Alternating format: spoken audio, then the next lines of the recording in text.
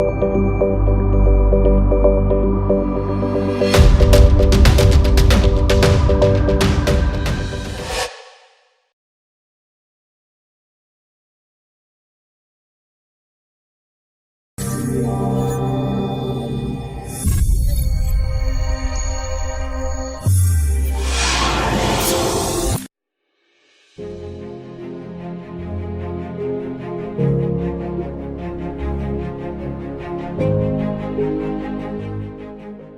Sénégal possède un sous-sol riche en ressources minérales diversifiées, mais encore sous-exploitées. L'exploitation minière était jusqu'à récemment limitée au phosphate, au calcaire industriel et à la terre-plugique. L'exploitation des phosphates en particulier constitue un des piliers de l'économie depuis l'indépendance du pays en 1960.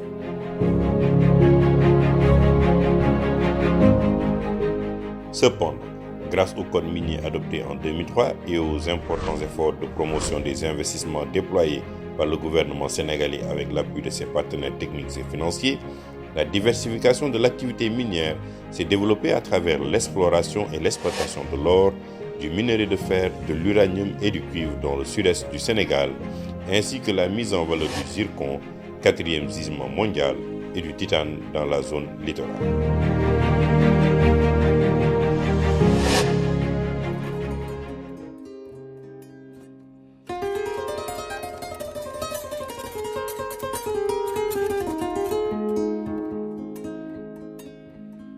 Alors, le réseau parlementaire pour la bonne gouvernance des ressources minérales RGM a été créé en 2015 et plus tard, effectivement, il s'est élargi pour également faire partie d'un réseau ouest-africain pour la bonne gouvernance des ressources minérales qui regroupe aujourd'hui 13 des 16 pays de l'Afrique de l'Ouest, la Mauritanie évidemment est dedans. Alors, ce réseau, il faut dire, a vraiment eu le soutien de Ford Foundation. D'abord, Ford Foundation nous a permis de renforcer notre secrétariat, d'avoir l'embryon d'une administration pour pouvoir tenir et mener les activités que nous devons mener. Ces activités, ce sont d'abord essentiellement, évidemment, de renforcement de capacité des députés, puisque c'est une matière qui a toujours été présentée comme étant obscure pour tout le monde, pour le commun des mortels. Et il a fallu que les députés s'investissent pour savoir de quoi il s'agit. Et c'est comme ça, avec le soutien de Ford, nous avons pu aller dans l'est du Sénégal, au sud-est, autour de Kédougou, pour voir des mines d'or, pour voir les orpailleurs, comment ça se passe. Nous avons été également à Matam, ça c'est au nord-est, où il y a des mines de phosphate. Et puis au centre du Sénégal, qui est une région traditionnellement minière d'ailleurs, autour des phosphates, de l'atapugite, etc., des calcaires et autres. Ça a permis véritablement aux députés de comprendre quels sont les enjeux et de pouvoir asseoir leur vision. Et dans cette affaire-là, il faut voir qu'il y a trois grands acteurs. Il y a l'État, qui est toujours là depuis longtemps et qui a son administration, ses ingénieurs, ses juristes. Les firmes minières, c'est des firmes multinationales hyper puissantes, très fortes, très bien organisées.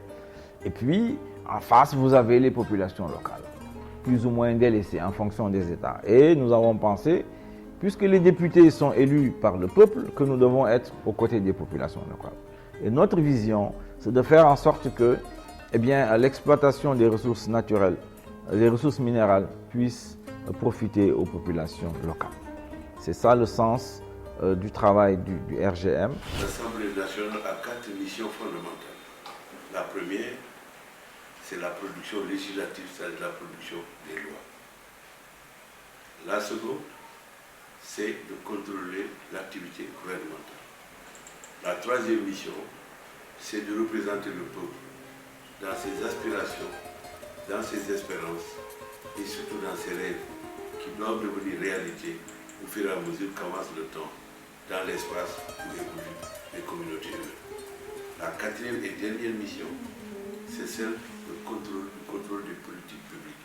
Et c'est là qu'intervient le dossier des ressources minérales. L'Assemblée nationale doit 1.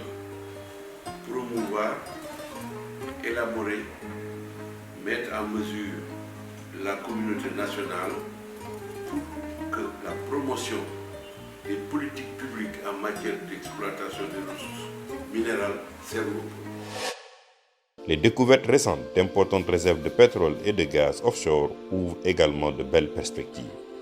Les contraintes liées à l'exploitation de ces ressources au Sénégal nécessitent l'application de réformes importantes avec des innovations majeures afin de permettre au pays d'en tirer effectivement profit. De telles réformes demandent également l'engagement des décideurs publics. C'est pourquoi, au regard du rôle capital que joue le Parlement dans chaque pays, notamment dans les votes de lois au profit des populations, son implication dans un secteur de développement comme celui de l'extraction industrielle des ressources naturelles est également capitale. La mise en commun de leurs efforts sera un gage solide pour tirer effectivement profit de l'exploitation des ressources naturelles.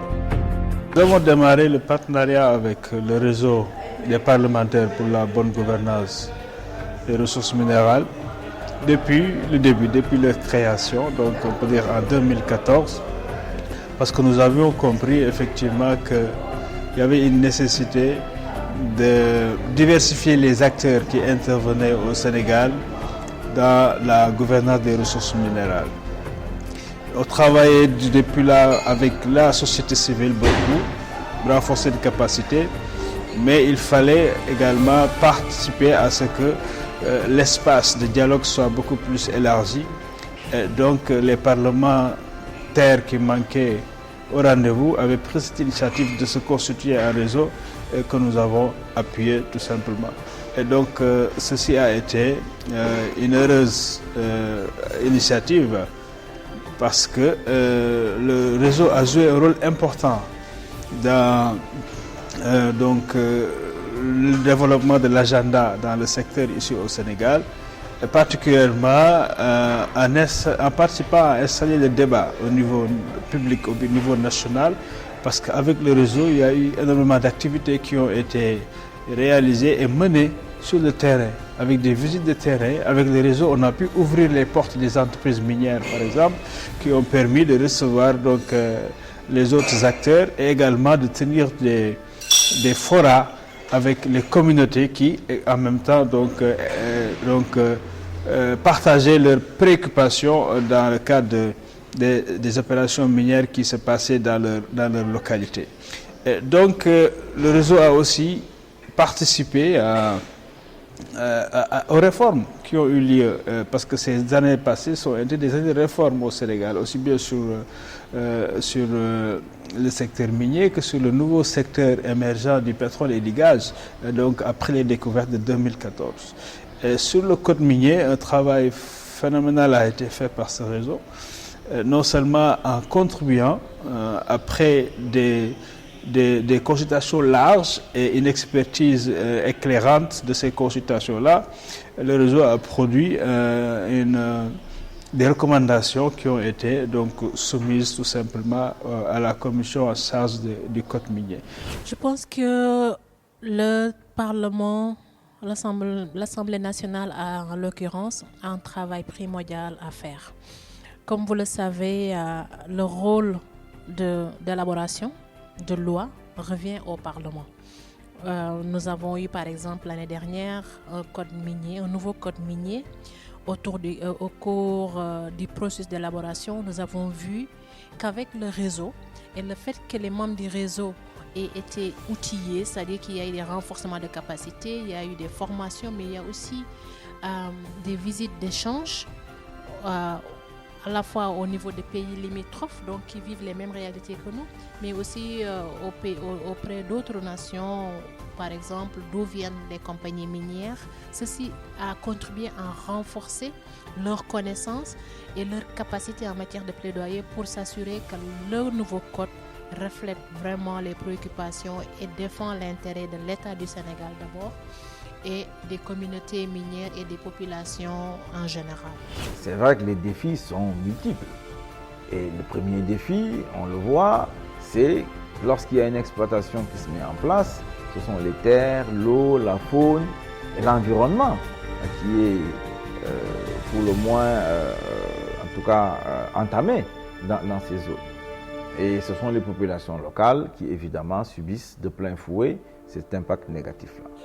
Heureusement qu'il y a dans les législations nationales et même dans tous les pays, aujourd'hui, avec la poussée de la société civile, tout le monde reconnaît qu'il faut faire des études d'impact environnemental Et ces études sont utiles parce que si elles sont bien menées, elles permettent de bien identifier les impacts négatifs, mais également de proposer des solutions.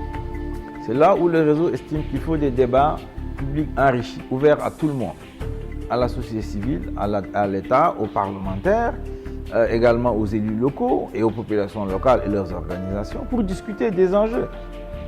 Parce que si l'impact négatif est tel que on ne peut pas aujourd'hui trouver des solutions pour pouvoir, disons, limiter ces effets négatifs à des choses supportables, alors on peut se poser la question de savoir est-ce que ça vaut la peine d'exploiter ces ressources minérales compte tenu de la technologie disponible. Autant attendre les prochaines générations qui, elles, peut-être auront trouvé les bonnes technologies pour empêcher une destruction de l'environnement. L'Assemblée nationale doit, pour ce qui concerne le Sénégal, comme l'Assemblée nationale des autres pays, chacune d'elles doit faire en sorte que une bonne utilisation de ces ressources profite au peuple.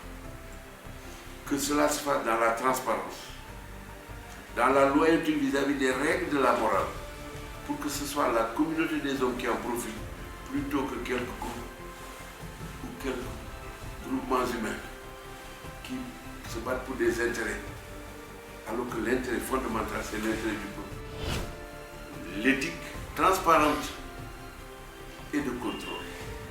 Personne ne peut gérer sans contrôle.